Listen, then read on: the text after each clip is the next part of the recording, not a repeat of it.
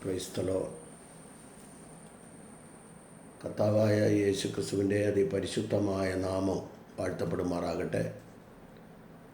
വീണ്ടും ഒരു പ്രാവശ്യം കൂടി യൂട്യൂബിൽ കൂടെ കർത്താവായ യേശു ക്രിസ്തുവിൻ്റെ മാറ്റമില്ലാത്ത തിരുവചനവുമായി നിങ്ങളുടെ മധ്യത്തിലായിരിക്കാൻ,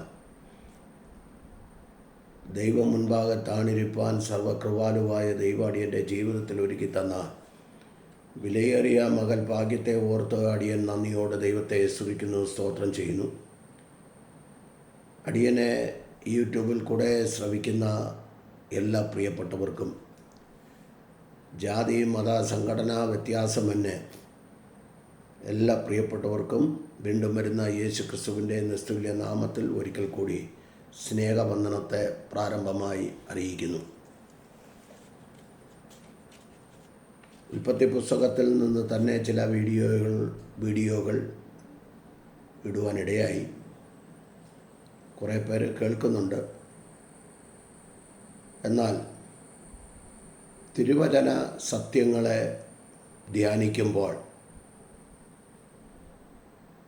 അതിനെ ആത്മാവ് വെളിപ്പെടുത്തുന്ന ചില ആലോചനകൾ ദൈവവചനത്തിൽ കൂടെ ജനത്തിൻ്റെ ഇടയിലേക്ക് എത്തിക്കുവാൻ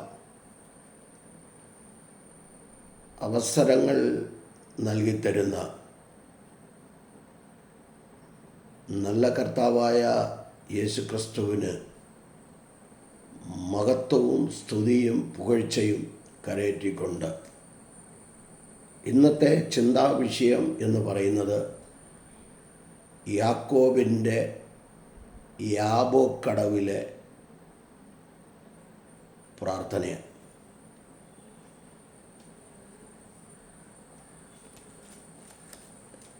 ചിന്താവിഷയമെന്ന് പറയുന്നത് പലരും ചോദിക്കുന്നു, പാസ്റ്ററെ, പ്രാർത്ഥനകൾക്കുള്ള മറുപടി എന്തുകൊണ്ട് വൈകുന്നു എന്നുള്ളതാണ്. പ്രാർത്ഥനയ്ക്കുള്ള മറുപടി എന്തുകൊണ്ട് വൈകുന്നു എന്നുള്ള എന്നുള്ള ചോദ്യങ്ങൾക്ക് ചെറിയൊരു മറുപടിയും ദൈവവചനത്തിൽ കൂടെയുള്ള ആലോചനയും തന്ന് പ്രാർത്ഥിക്കുവാനായി താല്പര്യപ്പെടുക.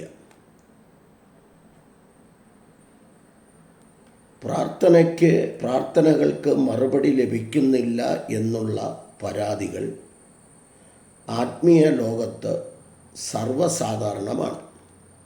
നോമ്പുകൾ അനുഷ്ഠിക്കുകയും പതിവായി ഉപവസിക്കുകയും ആരാധനകളിൽ മുടക്കം കൂടാതെ പങ്കെടുക്കുകയും ചെയ്തിട്ട് തങ്ങളുടെ പ്രാർത്ഥനകൾക്ക് മറുപടി ലഭിക്കാത്തതിനാൽ പ്രാർത്ഥനകൾ നിർത്തുന്നവരും മറ്റു മാർഗങ്ങൾ സ്വീകരിക്കുന്നവരും ക്രൈസ്തവ ലോകത്ത് കുറവല്ല.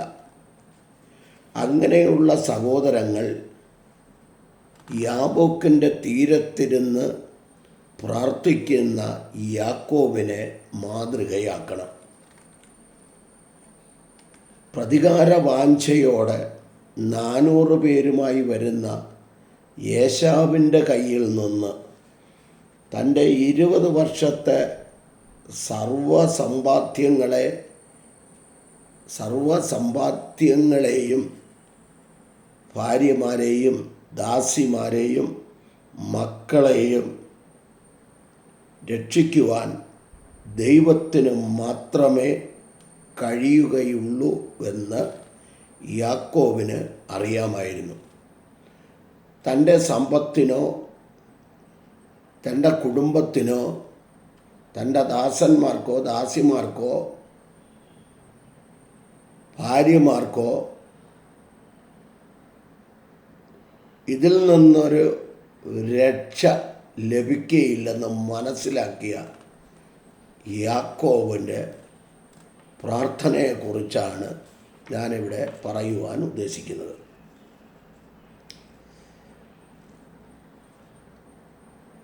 എന്നാൽ ഈ ഒരു സാഹചര്യത്തിൽ ദൈവത്തിന് മാത്രമേ യാക്കോബിനെയും കുടുംബത്തെയും തൻ്റെ നന്മകളെയും രക്ഷിക്കുവാൻ കഴിയുകയുള്ളൂ എന്ന് യാക്കോബിന് ബോധ്യമായപ്പോൾ അതിനു വേണ്ടി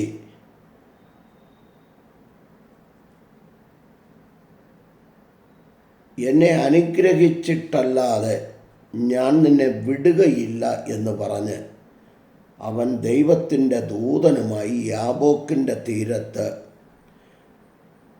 രാത്രിയുടെ 4 യാമങ്ങൾ, ഞാനതിനെക്കുറിച്ചൊരു മെസ്സേജ് ഇട്ടിട്ടുണ്ട്.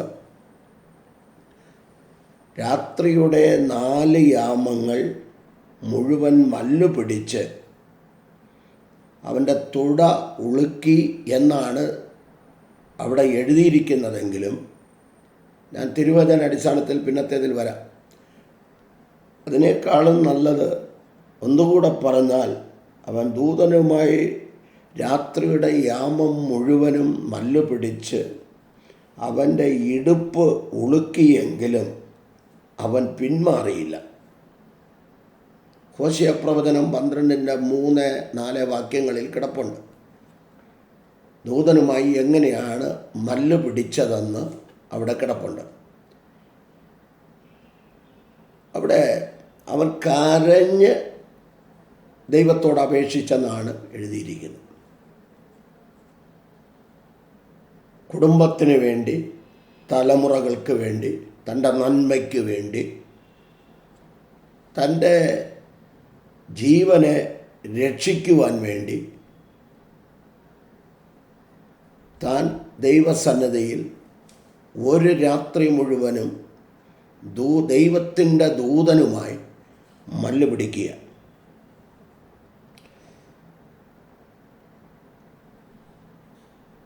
അവൻ കരഞ്ഞപേക്ഷിച്ചു. അവസാനം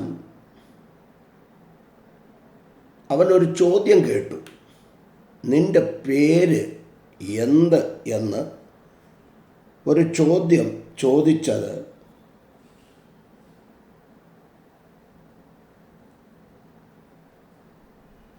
യാക്കോബിൻ്റെ പേര് അറിയാഞ്ഞിട്ടല്ല ദൈവം പേര് ചോദിച്ചത്. ഉൽപ്പത്തി പുസ്തകം 27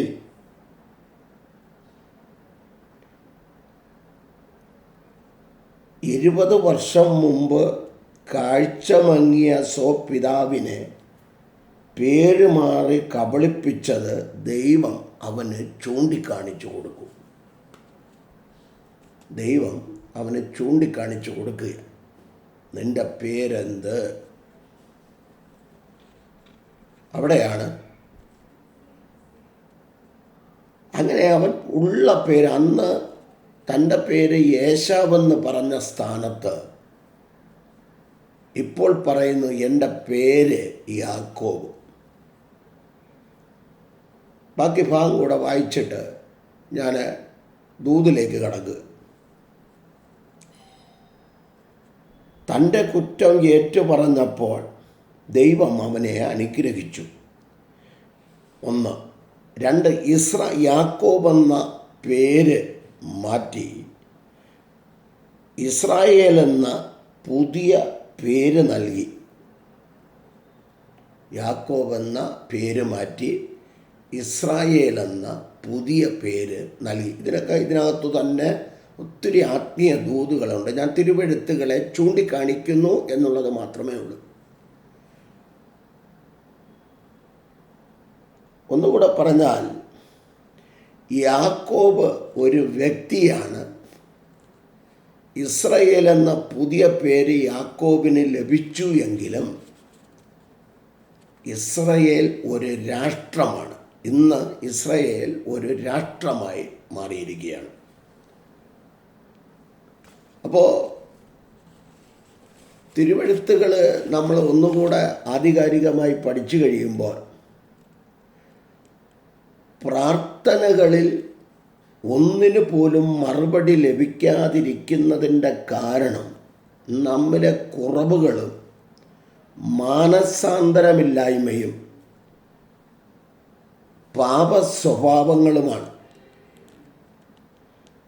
അവ ഏറ്റുപറഞ്ഞുപേക്ഷിക്കുമ്പോൾ കൊരിന്ത്യർക്കെഴുതിയ 2 ലേഖനം 5:17 പറയുന്നത് പോലെ ഒരുത്തൻ ക്രിസ്തുവിലായാൽ അവൻ പുതിയ സൃഷ്ടിയാകുന്നു, പഴയത് കഴിഞ്ഞുപോയി, ഇതാ പുതുതായിരിക്കുന്നു എന്നുള്ള തിരുവെഴുത്തിനടിസ്ഥാനത്തിൽ യാക്കോബിനെ ഇസ്രായേലെന്ന പേര് കൊടുത്ത് അനുഗ്രഹിച്ച ദൈവം നമ്മുടെ കുറവുകളെ ഏറ്റുപറഞ്ഞ് നാം പ്രാർത്ഥിക്കുമ്പോൾ ജീവിതത്തിലെ തെറ്റുകൾ, കുറ്റങ്ങൾ ഇതെല്ലാം കടന്നു വരുമ്പോൾ ജീവിതത്തിലെ എല്ലാ കുറവുകളും ഏറ്റുപറഞ്ഞ് അനുദിനം കഴുകൽ പ്രാപിച്ച് പ്രാർത്ഥിച്ച് ദൈവകൃപ ഏറ്റെടുക്കുമ്പോൾ ദൈവം അതിന് നമ്മുടെ പ്രാർത്ഥനകൾക്ക് മറുപടി ഉറപ്പായിട്ട് ദൈവം നൽകുവാനിടയാകും. തിരുവെഴുത്തുകളെ നമ്മൾ ഓടിച്ചു വായിച്ചാൽ ശമൂവേൽ എഴുതിയ 1 പുസ്തകം 12:23 പറയുന്നു, ഞാനോ നിങ്ങൾക്ക് വേണ്ടി പ്രാർത്ഥിക്കാതിരിക്കുന്നതിനാൽ യഹോവയോട് പാപം ചെയ്യുവാൻ ഇടവരരുത്. 1. രണ്ടാമതായിട്ട് നാം എങ്ങനെയാണ് നമ്മുടെ പ്രാർത്ഥന ദൈവത്തിന് ഇഷ്ടമുള്ളതാണോ എന്നാണ് നമ്മൾ അറിയേണ്ടത്. അവിടെ വായിക്കുന്ന തിരുവെഴുത്തെന്ന് പറയുന്നത് യോഹന്നാൻ എഴുതിയ 1 ലേഖനം 5 അധ്യായം 14 വാക്യത്തിൽ നാം ഇങ്ങനെ വായിക്കുന്നു, അവൻ്റെ ഇഷ്ടപ്രകാരം എന്തെങ്കിലും അപേക്ഷിച്ചാൽ അവൻ നമ്മുടെ അപേക്ഷ കേൾക്കുന്നു എന്നുള്ളത് നമുക്ക് അവനോടുള്ള ഉറപ്പാകുന്നു. ദൈവത്തിൻ്റെ ഇഷ്ടപ്രകാരം ചോദിക്കുക. ദൈവ ഇഷ്ടപ്രകാരം നാം ചോദിക്കണം. ദൈവത്തിന് പ്രസാദമുള്ള പ്രാർത്ഥനയാണ്. അല്ലാത്ത പ്രാർത്ഥനകളൊന്നും ഉയരത്തിലേക്ക് പോകില്ല.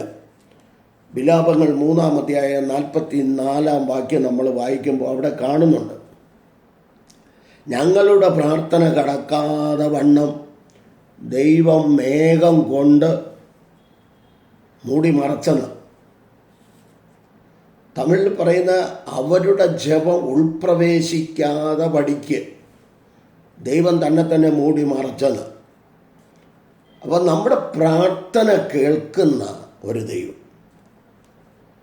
ഒരിക്കൽ മോശ പ്രാർത്ഥിക്കുക, ദൈവമേ ഈ ജനത്തിന്, സംഖ്യാപുസ്തകം 11:23, നീ ഇറച്ചി കൊടുക്കുമെന്ന് പറഞ്ഞു.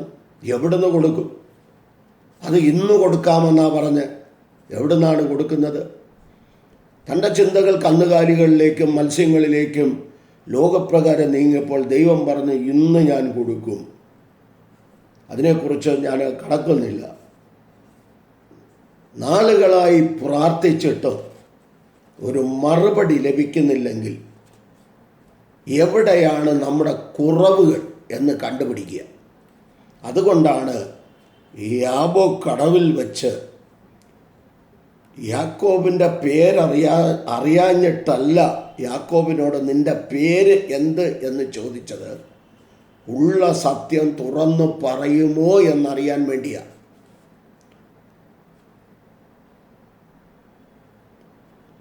അപ്പോൾ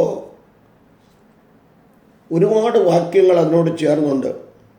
ദൈവം ചോദിക്കുന്നു, സംഖ്യാപുസ്തകം 11:23 ചോദിക്കുന്നു, എൻ്റെ കരം കുറുതായി പോയോ, എൻ്റെ വചനം നിവൃത്തിയാകുമോ ഇല്ലയോ എന്ന് നീ ഇപ്പോൾ കാണും.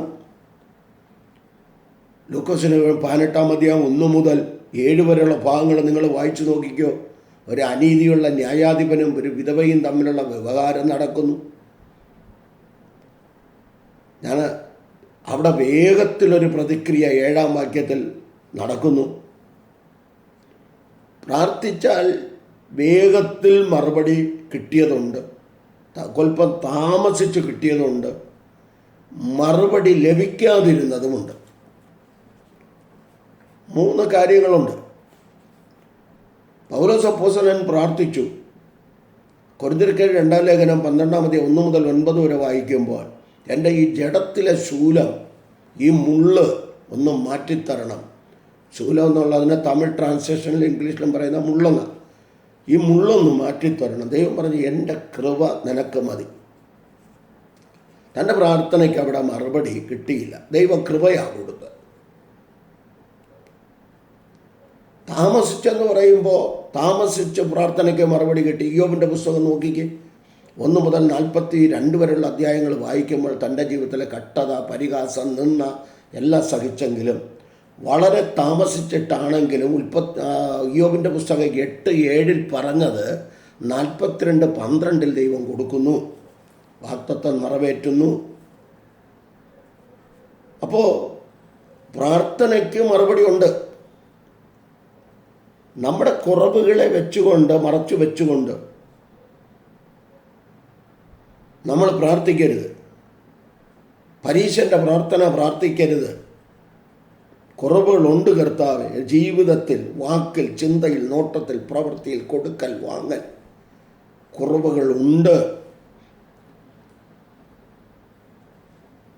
മനുഷ്യരെ നമുക്ക് കബളിപ്പിക്കാം, പക്ഷെ ദൈവത്തെ കബളിപ്പിക്കാൻ ആരും ഇരിക്കരുത്. എന്നിട്ട് ചോദിക്കുന്നത് എൻ്റെ പ്രാർത്ഥനയ്ക്ക് എന്താ മറുപടിയില്ലാത്തത്? പരസ്പരം അങ്ങോട്ടും ഇങ്ങോട്ടും കുറ്റങ്ങൾ പറയുക. എൻ്റെ കുറവ് എന്താണെന്ന് ഒരു പ്രവാചകനും ചൂണ്ടിക്കാണിക്കേണ്ട. എൻ്റെ കുറവ് എന്താണെന്ന് എനിക്കറിയാം. അവരവരുടെ തെറ്റുകളെ അവരവർക്കറിയാം. ഇന്നത്തെ പ്രവാചകന്മാരെന്ന് പറയുമ്പോൾ ഇക്ലിപ്പെടുത്തുന്ന ദൂതുകളാണ് പറയുന്നത്. അതാണ് ഒന്നാമത്തെ കാരണം. പക്ഷെ ഞാൻ പറയുന്നത്, ഉള്ളത് തുറന്ന് പറയുമ്പോൾ ആരും വിളിക്കത്തില്ല. ഉള്ളത് തുറന്ന് പറയുമ്പോൾ ആർക്കും ഇഷ്ടപ്പെടുന്നില്ല. സഭ വിട്ട ആൾക്കാർ പോവും എന്നൊക്കെയാണ് പറയുന്നത്. അതുകൊണ്ട് തെറ്റ് കണ്ടാൽ ചൂണ്ടിക്കാണിക്കരുതെന്നല്ല, വചനത്തിൽ കൂടുള്ള സത്യങ്ങൾ അവരെ പറയാം. ആരെയും വിഷമിപ്പിക്കാനോ ആരോ പറഞ്ഞു വിടാനോ സഭയിൽ കലക്കം ഉണ്ടാക്കാനോ ഒന്നും അല്ല. വചനത്തിൽ കൂടെ ദൂത് പറയുമ്പോൾ അത് ഏറ്റെടുക്കണമല്ലോ. ഏറ്റെടുക്കുന്നവർക്കല്ലേ വിടുതലുള്ളത്. ക്രമം ഈ യെസ്കിയാവിൻ്റെ ചരിത്രം നോക്കിക്കേ. യെശയ്യാ പ്രവചനം 38:1, 2, 3, രാജാക്കന്മാർക്ക് എഴുതിയ 2-ാം പുസ്തകം 30-ാം അധ്യായം നമ്മൾ പഠിക്കുമ്പോൾ രാജാക്കന്മാർക്ക് എഴുതിയ 2-ാം പുസ്തകം 20-ാം അധ്യായം 1 മുതൽ 4 വരെ വായിക്കുമ്പോൾ യെശയ്യാ പ്രവാചകൻ ദൂത് പറഞ്ഞ് നടുമുറ്റത്ത് ചെല്ലുന്നതിന് മുൻപ് ഹിസ്കിയാവിൻ്റെ പ്രാർത്ഥന ദൈവം കേട്ടു.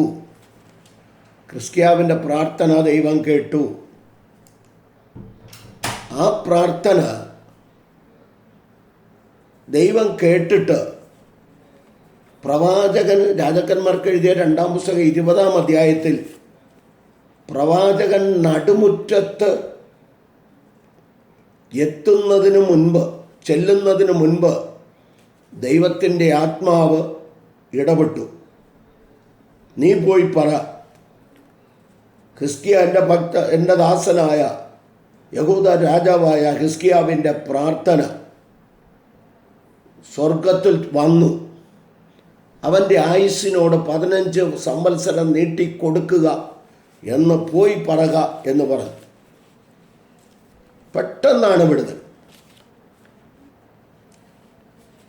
അപ്പോൾ ഞാനിവിടെ പറയുന്നതിൻ്റെ കാരണം, ഒത്തിരി കാര്യങ്ങൾ നമുക്ക് പറയാനുണ്ട്.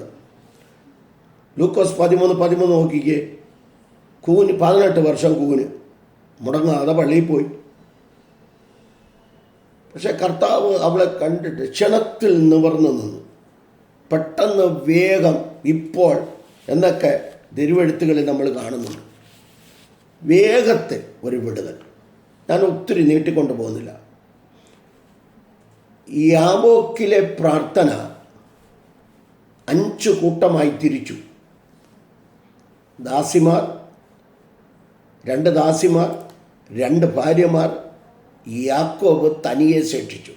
എൻ്റെ വിഷയം യാബോക്കിലെ പ്രാർത്ഥനയാണല്ലോ. 2 കൂട്ടമായി തിരിച്ചിട്ട് 5 കൂട്ടമായി തിരിച്ചിട്ട് യാക്കോബ് തനിയെ അപേക്ഷിച്ചു. ഇതിനെക്കുറിച്ച് ഉൽപ്പത്തി പുസ്തകം 31, 32 അധ്യായങ്ങൾ നിങ്ങൾ വായിച്ചാൽ മതി. 32-ാം അധ്യായത്തിലെ കാര്യമാണ് മെയിനായിട്ട് ഞാനീ പറയുന്നത്. അത് തനിയെ ശേഷിച്ചു. അവിടെ ഉൽപ്പത്തി പുസ്തകം 32:22 വാക്യം വരുമ്പോൾ അവിടെ 5 കൂട്ടമായി തിരിയുക. അവിടെ തൊട്ട് താഴോട്ട് വായിച്ചു നോക്കിയാൽ നിങ്ങൾക്കറിയാം. ഇതൊക്കെ നമ്മൾ കേട്ട് തഴമ്പ് വീണ് കിടക്കുന്നത് കൊണ്ട് ഞാൻ ആ ഭാഗത്തേക്ക് കടക്കുന്നില്ല. അതുകൊണ്ട് ദൈവത്തിൻ്റെ പ്രവൃത്തി വെളിപ്പെടണമെങ്കിൽ ഞാനിങ്ങനെ പറയുകയായിരുന്നു, യേശുക്രിസ്തു ഒറ്റയ്ക്ക് മലയുടെ മുകളിൽ പോയി ലൂക്കോസ് 6:12-13 വാക്യം, മത്തായി 14:22 മുതൽ വായിക്കുമ്പോൾ ശിഷ്യന്മാരെ പറഞ്ഞു വിട്ടിട്ട് മലമുകളിൽ കയറി തനിയെ പ്രാർത്ഥിച്ചു. 12 പേരുമായി പ്രാർത്ഥിച്ചു. തോട്ടത്തിനകത്ത് 3 പേരെയും കൊണ്ടുപോയി. ഹെർമോൻ മലയിൽ, നമ്മൾ ആ ഭാഷയെ പറഞ്ഞ മറുരൂപ മലയിൽ 3 പേരെയും കൊണ്ടുപോയി. യേശുക്രിസ്തു ഒരു കല്ലേറ് ദൂരത്തോളം പോയി പ്രാർത്ഥിച്ചു. അപ്പോൾ വ്യക്തിപരമായി പ്രാർത്ഥന, കുടുംബപരമായി പ്രാർത്ഥന, സഭാപരമായി പ്രാർത്ഥന, ദേശത്തിനു വേണ്ടി, ദേശങ്ങൾക്ക് വേണ്ടി, രാജ്യങ്ങൾക്ക് വേണ്ടി, ദൈവദാസന്മാർക്ക് വേണ്ടി, സുവിശേഷം അറിയിക്കുന്ന പ്രിയപ്പെട്ട ഗ്രാമങ്ങളിൽ സുവിശേഷം അറിയിക്കുന്ന ദൈവദാസന്മാർക്ക് വേണ്ടി, ജയിലിൽ കിടക്കുന്നവർക്ക് വേണ്ടി, ഇന്ത്യ മഹാരാജ്യത്തിന് വേണ്ടി, ലോകരാഷ്ട്രങ്ങൾക്ക് വേണ്ടി ഒക്കെ പ്രാർത്ഥിക്കേണ്ടത് ആവശ്യമാണ്. എങ്കിലും നമ്മുടെ കുടുംബത്തിന് വേണ്ടി, തലമുറകൾക്ക് വേണ്ടി, ഇവിടുത്തെ യാബോക്കിലെ പ്രാർത്ഥന എന്ന് പറയുന്നത് കൊല്ലുവാൻ വന്നവൻ്റെ മനസ്സ് തിരിച്ച പ്രാർത്ഥനയാണ്. 33-ാം അധ്യായത്തിൽ 400 ആളുകളുമായി വരുന്നത്, ഉൽപ്പത്തി പുസ്തകം 33:1-2 വാക്യങ്ങളിൽ 400 ആളുകളുമായി ഏശാവ് വരുന്നത് കണ്ടിട്ട് തലപൊക്കി നോക്കി, താൻ കണ്ടിട്ട് ഭയപ്പെട്ട് 5 കൂട്ടമായി തിരിച്ചിട്ട് താൻ തനിയെ അവശേഷിച്ചെന്ന് കാണുക. താൻ തനിയെ ഇരുന്നു. തൻ്റെ കുടുംബത്തെ രക്ഷിക്കണം, തലമുറകളെ രക്ഷിക്കണം, തൻ്റെ നന്മയെ രക്ഷിക്കണം. കാരണം പണ്ട് നിന്നെ കണ്ടാൽ ഞാൻ കൊല്ലുമെന്നുള്ള ഭയപ്പാട് തൻ്റെ ഉള്ളിൽ കിടന്നതുകൊണ്ട് താൻ എന്ത് ചെയ്തു? ദൈവത്തോട് പ്രാർത്ഥിക്കുക. യാക്കോബിന് മനസ്സിലായി, എന്തായാലും ഏശാവിനെ യുദ്ധം ചെയ്ത് ജയിക്കാൻ കഴിയത്തില്ല, എന്നെ കണ്ടാൽ കൊല്ലും, ഞങ്ങളെ കുടുംബങ്ങളെ, തലമുറകളെ കൊല്ലും. അതുകൊണ്ട് ദൈവസന്നിധിയിലിരുന്ന് ഏകാഗ്ര ഹൃദയത്തോടെ എല്ലാം അക്കരെ കയറ്റിയിട്ട് എല്ലാത്തിനെയും പറഞ്ഞു വിട്ടിട്ട് എനിക്ക് പ്രാർത്ഥിക്കണമെന്നുള്ള ഒരു ചിന്തയോടെ താൻ ദൈവസന്നിധിയിലിരുന്ന് പ്രാർത്ഥിച്ച പ്രാർത്ഥനയ്ക്ക് കൊല്ലുമെന്ന് പറഞ്ഞ് വന്നവൻ അവൻ്റെ മനസ്സ് മാറ്റി തന്നെ ഓടിച്ചെന്ന് കെട്ടിപ്പിടിച്ച് ചുംബനം കൊടുക്കത്തക്ക നിലയിൽ ദൈവത്തിൻ്റെ പ്രവൃത്തി അവിടെ വെളിപ്പെട്ടെങ്കിൽ ആ കർത്താവിൻ്റെ സന്നിധിയിൽ നമുക്കും ഇതുപോലെ വേർപെട്ടിരുന്ന് പ്രാർത്ഥിക്കാം, കുടുംബമായി പ്രാർത്ഥിക്കാം, ദൈവത്തിൻ്റെ പ്രവൃത്തി വെളിപ്പെടേണ്ടതിനായി നമുക്ക് പ്രാർത്ഥിക്കാം. ഒരുപാട് പ്രാർത്ഥനയെക്കുറിച്ച് നമ്മൾ കേട്ടിട്ടുണ്ട്. ഇവിടെ പ്രാർത്ഥനയ്ക്ക് മറുപടി ലഭിക്കാത്തതിൻ്റെ ഏക കാരണം നമ്മുടെ കുറവുകൾ തന്നെയാണ്. അല്ലാതെ ദൈവത്തിൻ്റെ യെശയ്യാ 59:1 പറയുന്നത് പോലെ രക്ഷിപ്പാൻ കഴിയാതെ വണ്ണം യഹോവയുടെ കരം കുറുകിപ്പോയിട്ടില്ല, കേൾക്കാൻ കഴിയാതെ വണ്ണം യഹോവയുടെ ചെവി മന്ദമായിട്ടുമില്ല. എന്നാൽ നിങ്ങളുടെ അകൃത്യങ്ങൾ അത്രയും നിങ്ങളെയും നിങ്ങളുടെ ദൈവത്തെയും തമ്മിൽ ഭിന്നിപ്പിച്ചിരിക്കുന്നത്. ദൈവത്തിന് ഒരു കാര്യവും അസാധ്യമല്ല. അതുകൊണ്ട് നമുക്ക് ഇതുപോലെ യാബോക്ക് കടവിലേക്ക് ഇരുന്ന് ദൂതനുമായി മല്ലുപിടിച്ചു എന്ന് പറയുമ്പോൾ ഹോശേയ 12:3 പലവട്ടം ഞാൻ പറഞ്ഞിട്ടുള്ളതാണ്, വായിക്കണം. അവൻ കരഞ്ഞ് അവനോട് അപേക്ഷിച്ചു. ആ ദൈവത്തിൻ്റെ കരങ്ങളിൽ നമ്മെ തന്നെ സമർപ്പിച്ചു കൊടുത്ത് പ്രാർത്ഥിച്ച് നമുക്ക് ലോകരാഷ്ട്രങ്ങൾക്ക് വേണ്ടി, സമാധാനത്തിന് വേണ്ടി, യുദ്ധക്കെടുതികൾ മാറേണ്ടതിന് വേണ്ടി, ഇന്ത്യ മഹാരാജ്യത്തിന് വേണ്ടി, പ്രധാനമന്ത്രി, പ്രസിഡന്റ്, ഭരണാധികാരികൾ, 29 സംസ്ഥാനം ഭരിക്കുന്ന മുഖ്യന്മാർ, സുവിശേഷം അറിയിക്കുന്ന ദൈവദാസന്മാർ ലോകമെമ്പാടും, അവരുടെ കുടുംബങ്ങൾ, വിവാഹം കഴിച്ചയക്കുവാൻ നിവൃത്തിയില്ലാതെ ഭാരപ്പെട്ടിരിക്കുന്ന മാതാപിതാക്കൾ, കുഞ്ഞുങ്ങളെ പഠിപ്പിക്കുവാൻ നിവൃത്തിയില്ലാത്ത മാതാപിതാക്കൾ, ദൈവദാസന്മാർ, കടഭാരത്തിൽ മുങ്ങിക്കിടക്കുന്നവർ, ഭവനമില്ലാത്തവർ, ഇവർക്കൊക്കെ വേണ്ടി നമുക്ക് പ്രാർത്ഥിക്കാം. ദൈവത്തിൻ്റെ പ്രവൃത്തി ഈ നാളുകളിൽ ഓരോ കുടുംബങ്ങളിലും, തലമുറകളിലും, ജാതി മത സംഘടനാ വ്യത്യാസമല്ല, എല്ലാവരിലും വെളിപ്പെടട്ടെ എന്ന പ്രാർത്ഥനയോടെ ഈ ദൂത് ഇവിടെ നിർത്തട്ടെ. May God bless you all abundantly. ദൈവം എല്ലാവരെയും അനുഗ്രഹിച്ച് കാക്കുമാറാകട്ടെ. ആമേൻ, ആമേൻ, ആമേൻ.